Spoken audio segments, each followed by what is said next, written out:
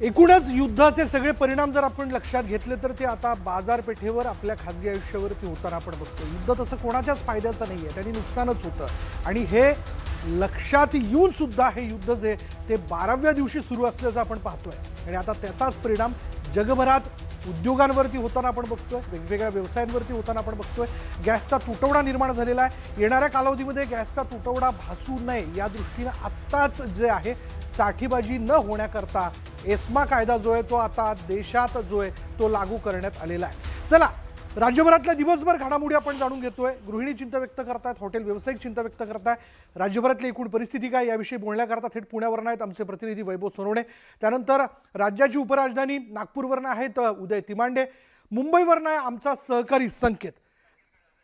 सगळ्यात सुरुवातीला चला, राज्याची राजधानी मुंबई काय म्हणते संकेत? दिवसभर आम्ही बातम्या बघतोय की आता मुंबईतले काही हॉटेल्स बंद ठेवावे लागत आहेत कारण व्यावसायिक सिलेंडर, व्यावसायिक गॅस जो आहे त्या बाबतीत आता काही सूचना देण्यात आलेल्या आहेत आणि तो जर नसेल तर मग ग्राहकांना आपण वेगवेगळ्या मेन्यूतले डिशेस द्यायचे तरी कसे, हा सगळ्यात मोठा प्रश्न आहे। आणि शिवाय इतरही परिणाम बघायला मिळतात। काय नेमकी परिस्थिती आहे? अर्थात सर, आपण जर पाहिलं गेले 4 दिवस हा गॅसचा तुटवडा जो आहे तो जे हॉटेल मालक आहेत त्यांना तो सहन करावा लागतोय। आणि सध्या मी आहे मुंबईच्या मोहम्मद अली रोडमध्ये। आपल्याला माहीत असेल रमजानच्या महिन्यामध्ये खरं तर मोहम्मद अली रोडवरती किती गर्दी असते, मोठ्या प्रमाणात गर्दी असते। लोक ठिकठिकाणावर म्हणजे फक्त मुंबईच नाही तर विरार, कल्याण म्हणजे मुंबईच्या आजूबाजूला जी छोटी मोठी शहरं आहेत तिथून इथे लोक खाण्यासाठी येत असतात। पण आताची इथली परिस्थिती अशी आहे की काही हॉटेल्स जे आहेत त्यांच्याकडे गॅस ऑलरेडी संपलेला आहे, काही असे हॉटेल्स आहेत त्यांच्याकडे आज पुरता गॅस आहे आणि उद्या हा गॅस संपणार आहे। त्यांच्यामुळे त्यांच्यासमोर प्रश्न आहेत की आता पुढे करायचं काय। आजची परिस्थिती जर पाहिली तर काही हॉटेल्स असे सुद्धा आहेत की ज्यांनी गॅसवर ज्या पदार्थांना गॅस लागतो म्हणजे तंदुरी वगैरे असेल ती तुमच्या कोळशावरती होऊन जाते, पण ज्या पदार्थांना गॅस लागतो चायनीज असेल ते पदार्थ आज त्यांना बंद करावे लागले आहेत। काही हॉटेल्स जर आपण पाहिलं तर बाहेर भट्टीवरती लोक आहेत पण आतमध्ये सिटिंगची जी अरेंजमेंट असते ती रिकामी आहे। त्याचं कारण म्हणजे कोणत्याही प्रकारची ग्रेव्ही प्रोडक्ट असेल किंवा चायनीजसारखे प्रोडक्ट असतील ते प्रोडक्ट तयार करता येत नाहीत कारण की अर्थात त्याला लागतो तो गॅस आणि त्याच्यामुळे यांचं आर्थिक नुकसान देखील खूप मोठ्या प्रमाणात होतं आहे। मी सध्या माझ्या उजव्या बाजूला एक बेकरी आहे, ही गॅसवर चालणारी बेकरी आहे आणि ही बेकरी गेले 2 दिवस अक्षरशः बंद आहे। आपण काही मालकांशी चर्चा करू। किती दिवस बेकरी बंद है तुमची? आज 3 दिन है, तीसरा दिन है मेरी बेकरी पूरी बंद पड़ी हुई है। मैं लोग पूरे आदमियों को बैठा के पगार दे रहा हूँ और गैस वाले खाली वादा कर रहे हैं कि आ जाएगा कल आएगा, आ जाएगा कल आएगा। मोबाइल के ऊपर मैसेज आता है कि गैस की कोई तकलीफ नहीं है। किती एम्प्लॉय आहेत तुमच्याकडे?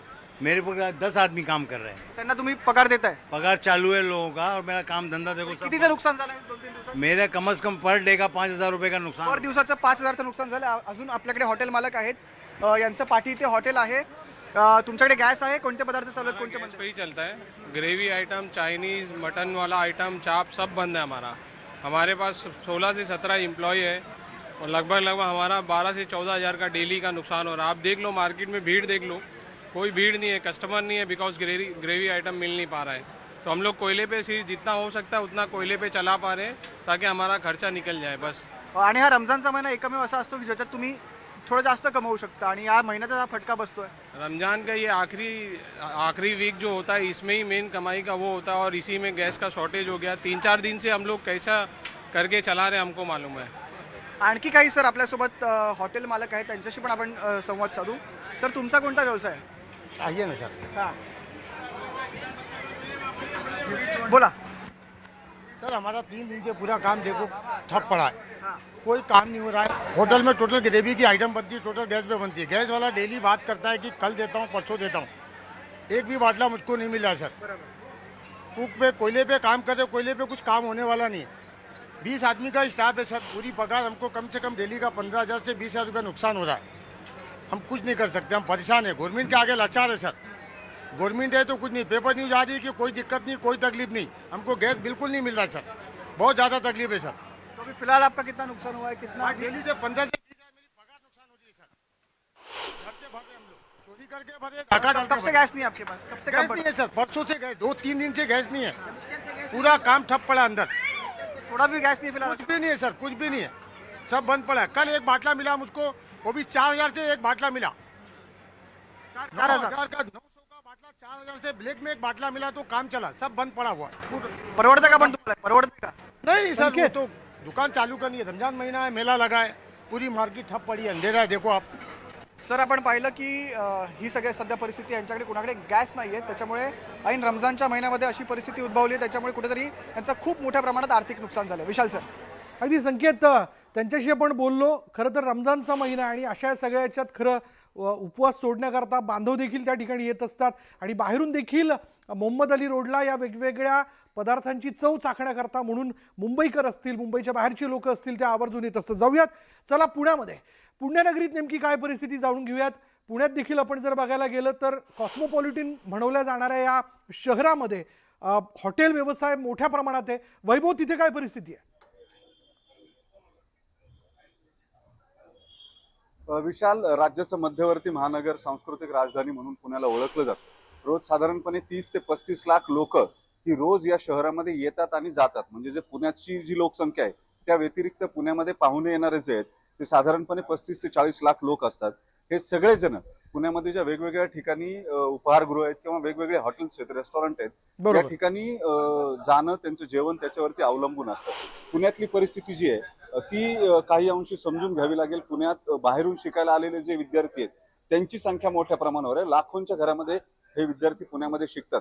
हे सगळेजण मेसवरती अवलंबून असतात. मात्र आता कमर्शियल गॅस जो आहे त्याच्या किमती वाढवल्यामुळं, उपलब्धता कमी असल्यामुळं किंवा मिळत नसल्यामुळं मोठी अडचण जी आहे ती या विद्यार्थ्यांची होताना सुद्धा दिसते. यांच्या मेस ज्या आहेत तिथं जेवण मिळणं मुश्किल झालेलं आहे. आपण एका उपहारगृहामध्ये जंगली महाराज रस्त्यावरच्या आहोत, जिथं मध्यवर्ती ठिकाणचं हे उपहारगृह आहे. विद्यार्थी असतील किंवा मध्यमवर्गीय व्यावसायिक असतील, हे सगळेजण हे या उपहारगृहामध्ये त्यांच्या रोजच्या जेवणाच्या किंवा इतर गोष्टींसाठी येत असतात.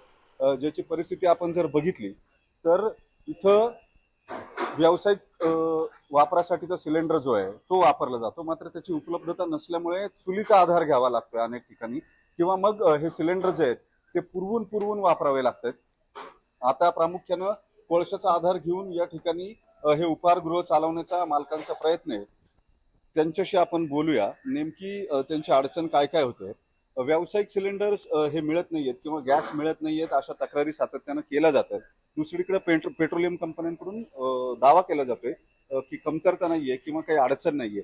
तर नेमकी काय परिस्थिती आहे आपण जरा स्पष्ट करा. परिस्थिती अशी आहे सर, रविवारी गॅसचा पुरवठा सहसा होत नाही, पण रविवारी मी चौकशी केली गॅस अवेलेबल आहे का, तर त्यांनी होकार दिला गॅस अवेलेबल आहे. तर रविवारी मला त्यांनी 2 सिलेंडर टाकले योगायोगाने.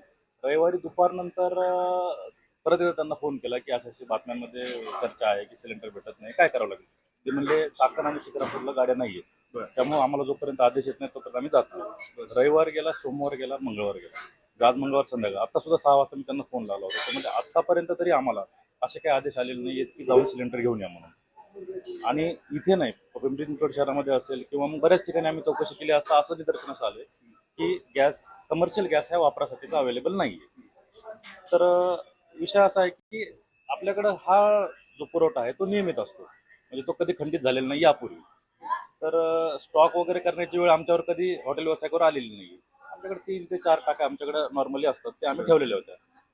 दिवसाला 1 टाकी आम्हाला लागते. पण आता असं झालं की आज संध्याकाळपर्यंतच जाईल अशी टाकी आमच्याकडे शिल्लक आहे. उद्या सकाळी जर टाकी अवेलेबल नसेल तर आम्हाला हॉटेल त्या नाईलाजाने बंद ठेवावं लागेल. पर्यायी व्यवस्था काय, तुम्ही चुलीवरती पर्यायी व्यवस्था आतापर्यंत गॅसला सप्लिमेंट काही नव्हतं, गॅसला पर्यायी व्यवस्था नव्हती, त्यामुळे आम्ही पर्यायी व्यवस्था कधी वापरलेली नाही. आम्ही चुलीवरती जास्तीत जास्त काय बनवू शकतो, त्याचं जे बेसिक आहे ते बनवू शकतो. पण ग्राहक जे हॉटेलकडे वळतात त्यांचं कारण काय असतं, लवकरात लवकर मिळावं, चांगल्या चवीचं मिळावं, सर्व्हिसचा वेळ. त्यांच्याकडे तेवढा वेळ नाही की आम्ही एखादी गोष्ट त्यांना चुलीवर बनवून देऊ किंवा मग कमी प्रमाणात बनवून देऊ.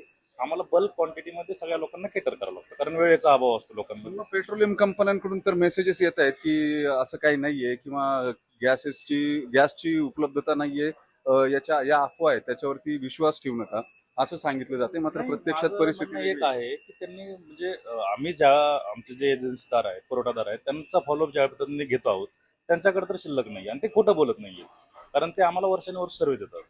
इथं नाही, पिंपरी चिंचवड शहरामध्ये पण आपली एक दुसरी शाखा आहे, तिथं पण अवेलेबल नाहीये. अक्षरशः आम्ही कालपासून ती बंद ठेवलेली आहे. म्हणजे प्रत्यक्षात काहीतरी भूलथापा देण्याचा प्रयत्न आहे किंवा वेगळी परिस्थिती दाखवण्याचा प्रयत्न आहे. परिस्थिती तर अशी आहे, मी तुम्हाला सांगितलेली आहे तशी अशी, आणि ही रिअल परिस्थिती आहे. चला, हे मालक होते, त्यांची तक्रार आहे गेले 2 ते 3 दिवस ते रोज सतत सिलेंडरची वाट पाहत आहेत, मात्र मिळत नाहीये. आता त्यांचे सिलेंडर्स जे आहेत ते संपलेत. उद्यापासून हॉटेल बंद ठेवण्याशिवाय त्यांच्याकडे पर्याय नाही. चला चला वैभव, आपण यानंतर जाऊया थेट नागपूरमध्ये नेमकी काय परिस्थिती आहे बघा. उद्या आम्ही बघत होतो नागपूरमध्ये अगदी हॉटेल व्यावसायिकांपासून तर गृहिणींपर्यंत सगळेच या सगळ्या परिस्थितीवरती चिंता व्यक्त करताय. बरं, असं आहे, घरात सिलेंडर नसेल तर घरच्यांकरता स्वयंपाक होऊ शकत नाही. बाहेरही हॉटेलमध्ये जेवायला जायचं झालं तर तिथे देखील व्यावसायिक सिलेंडर हॉटेलवाल्यांना उपलब्ध होत नाहीये, म्हणून आता हॉटेल बंद करण्याची वेळ आली आहे. ही परिस्थिती नागपूरमध्ये देखील बघायला मिळते आहे का? विशाल, अगदी खरं आहे. हॉटेल इंडस्ट्रीच्या बाबतीत जर आपण नागपूरचा विचार केला तर दोन अर्थानं नागपूरच्या या हॉटेल इंडस्ट्रीला बघायला हवं. एक म्हणजे जे शहरातले लोक जे संध्याकाळी जेवणाला नाश्त्याला बाहेर निघतात ते, आणि दुसरं नागपूर मेडिकल हब आहे. मध्य भारतातले अनेक मोठे हॉस्पिटल म्हणजे मेडिकल असेल, मेयो असेल, एम्स असेल, असे मोठमोठे हॉस्पिटल इथे आहेत. आणि त्या हॉस्पिटलमध्ये असणारे पेशंट्स आणि त्यांचे नातेवाईक हे देखील बऱ्याच अंशी हॉटेलवर अवलंबून असतात.